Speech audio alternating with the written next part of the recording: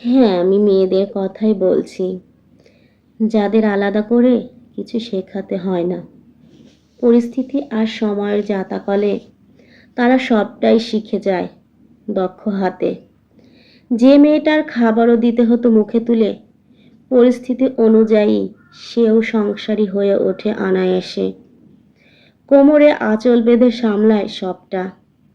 ভুলো মনের মেয়েটা মা হতে গিয়ে বাচ্চাকে কালো টিপ পরাতে ভুলে না। সংসারী হয়ে উঠতে গিয়ে অভিমানী মেয়েটাও অভিযোগ করতে ভুলে যায়। হয়ে ওঠে মেয়ে থেকে নারী, তারপর মা, এবং শেষমেশ বুড়ি। আসলে কি জানো তো, মেয়েদের বোঝার ক্ষমতা বেশ চমৎকার।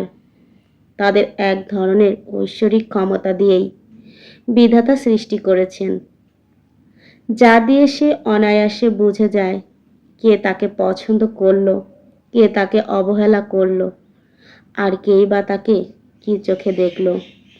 তাকে চোখে আঙুল দিয়ে দৃষ্টির পার্থক্য বোঝাতে হয় না।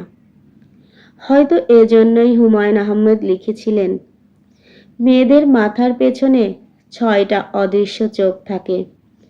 কোনো পুরুষ যদি পেছন থেকে তার দিকে তাকায়, তাহলে সে অদৃশ্য চোখ দিয়ে তা দেখতে পায়। মেয়েদের সামান্য কিছু দিলে তা ফিরিয়ে দেয় হাজার গুণ বেশি, হোক সেটা ভালোবাসা, যত্ন কিংবা ঘৃণা। তাই তোমাকে বুঝতে হবে তুমি কোনটা পেতে চাও। হয়তো এজন্যই বলা হয়, তুমি তাকে একটা ঘর দাও, তোমার ঘরকে সংসার গড়ে নেওয়ার দায়িত্ব তার।